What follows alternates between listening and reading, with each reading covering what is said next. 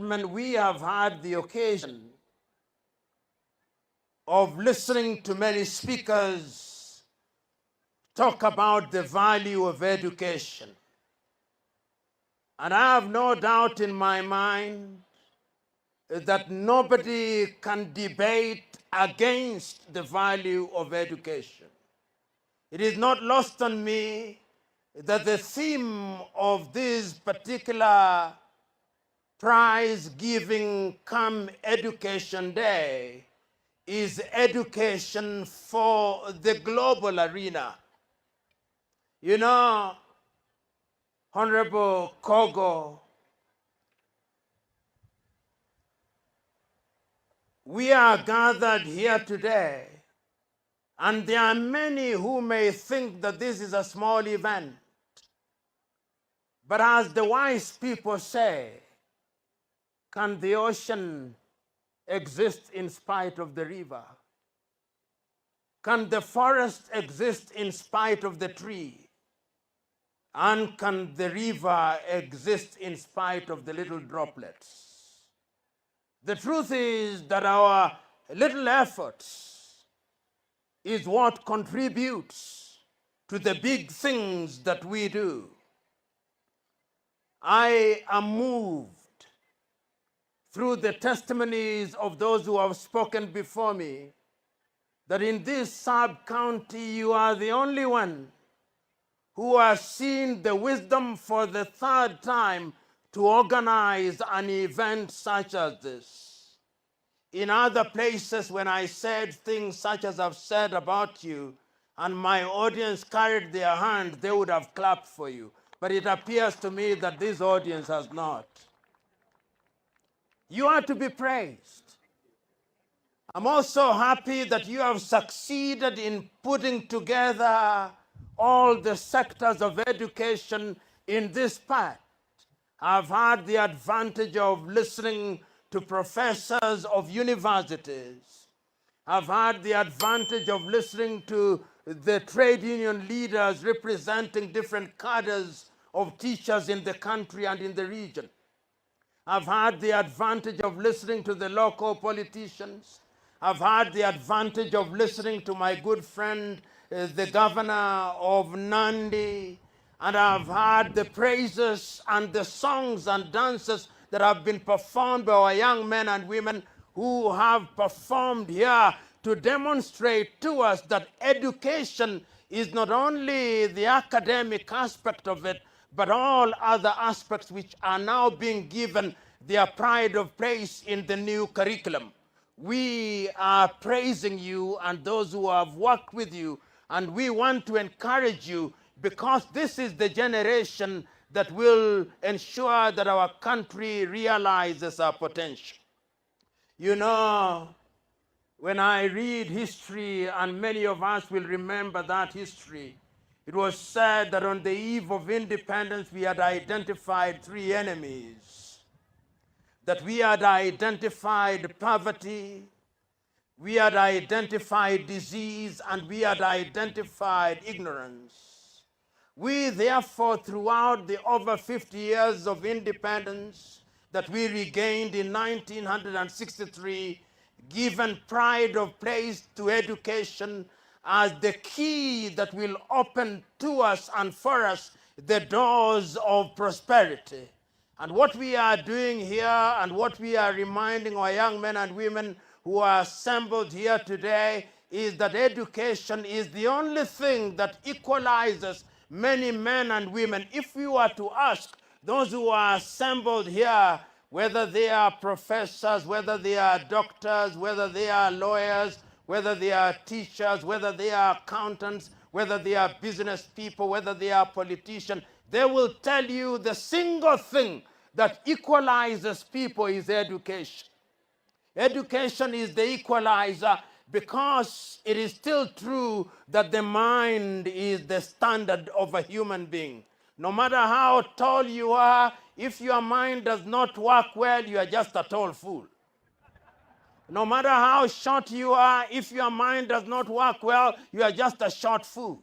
But if you have a mind, no matter how tall and no matter how you look like, we will recognize that there goes a man and a woman whose mind speaks for itself. And that is why we are celebrating the men and women who have organized this event. And that is why we are encouraging our young men and women that if you are to be celebrated 10 years from today, the only thing that you must focus on is education. But you know, there is the tendency of thinking that if you are a village champion, you are a champion. No. A village champion is not a champion, he is only a champion in his village. It is the great Tanzanian musician Baraka Mwinshehe Mwaruka who sang Jogoo wa shamba hawiki mjini. And I'm telling you and reminding you that if you are good in Kapsabet, you are only as good as you are good in Kenya. And that is why every time I celebrate Kapsabet High School, because you are not only good here, you are good nationally. And when you are good nationally, it means you are good in the East African region. And when you are good in the East African region, you are good in Africa. And when you are good in Africa, you can now compete with the world, because that is where the competition is. You know, Grace, who is a CEC, and whom I have met today,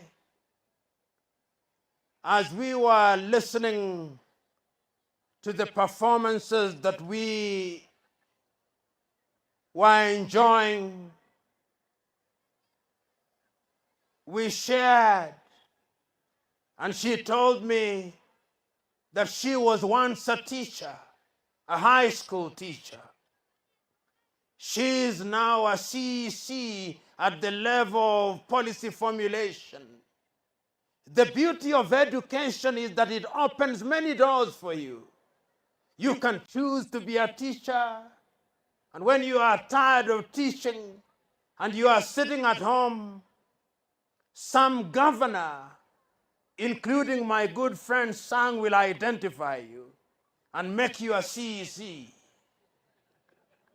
That is what happens. But if you did not go to school, we will never find you, because you will be hidden in some village doing next to nothing, which is not good for you and for anybody.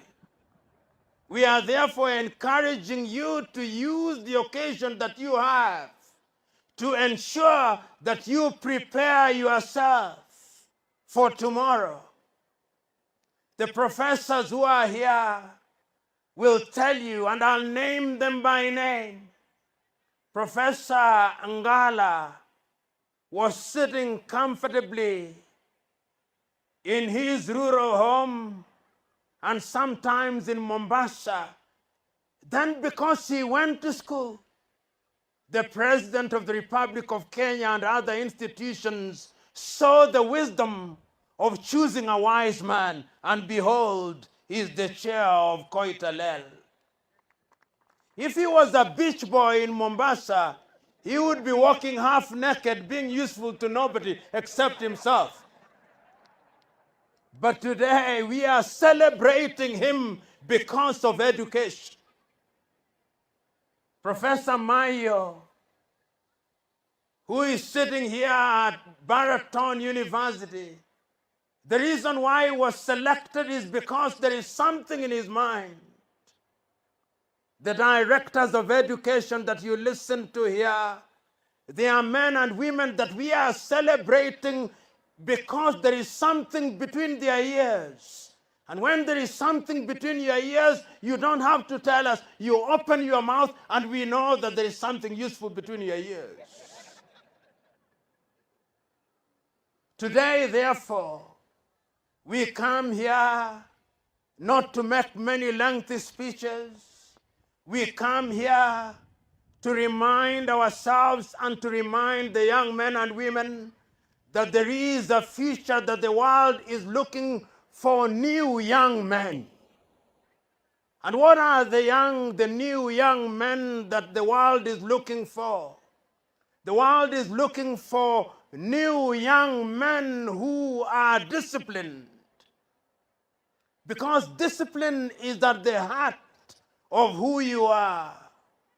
No matter how educated you are, no matter how rich you are, if you do not have the gift of discipline, then you are a danger to society. Today, I am asking you, young men and women, be disciplined that you may be a good global citizen. The world is looking for young men who are humble. Humility is the mother's milk of greatness.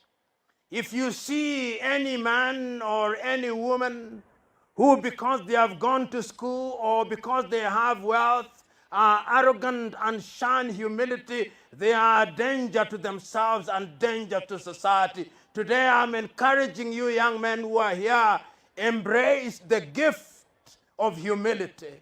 God is looking for young men and women who believe in integrity. No matter how clever you are, no matter how rich you are, if you have no integrity, then you have no value to your society. Today we come here to celebrate you because we hold the view that education is going to give you the integrity that you need in order to survive in the world. The world is looking for young men and women who are respectful, because respect is reciprocal and is earned.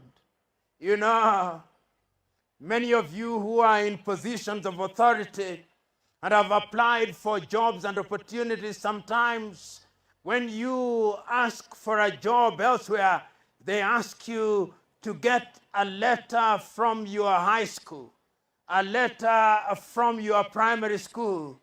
That is when we discover that you are expelled in every school that you visited. And even if people wanted to employ you, they think this is trouble personified. What we are encouraging you, young men and women, is that you must have a good school living certificate from your primary school. You must have a good living certificate from your high school. You must do things that are right so that 10 years down the line, when you look at your own living certificate, it is said of you, he was a hard-working young man. He was a hard-working young woman who did not entertain nonsense. But whenever there was an opportunity to disagree with the teachers, he told the teachers not in a manner that inflamed their anger, but with the firmness and humility that opened their eyes. I believe that that is a possibility, and I have no doubt in my mind that on an occasion such as this, we are celebrating and preparing you for that day. That is the man, that is the woman that education should prepare. As I conclude, because conclude I must, we must therefore ask ourselves, are we prepared for the future? Today, when you walk around the world, you discover that competition is very stiff. When you walk across Africa, you discover that there are many opportunities. Today, when you walk in Kenya, you discover that there are many opportunities. But those opportunities are only there for those who are prepared, and those who have been prepared, and those who have the ability. We live in a country and in a world where everybody thinks that when they have graduated, they must be employed. The world is now looking for young men and women who can innovate, young men and women who can invent. The world is looking for inventors and innovators who themselves are going to be job creators. And that is what we are encouraging you to do. my understanding of the competency-based curriculum, which I'm still learning many things about, is that whichever talent you have, nurture that talent. The governor and I, and the member of parliament and I, while we were listening to the young man who was rapping, were musing to ourselves that in today's world, that young rapper can employ 10 professors, because when he does one performance, he's possibly paid 1 million shillings. There is money in your talent. If you are to be a good musician, be a good one who is celebrated across Africa. If you are to be a good runner, be a good runner like your kinsman Eliud Kipchoge. I'm quite certain that if Eliud Kipchoge were to come here, he could very easily, and I wish he was here, he could very easily give each one of us on the dais about 1 million bob. And his account would not even be disturbed. And the only thing that he has perfected is that he is disciplined. He just doesn't wake up one morning and say, I'm going to run. There is preparation for whatever you do, at whatever level. If you ask the men who are sitting here, who are professors, they don't sleep. They are writing on a daily basis.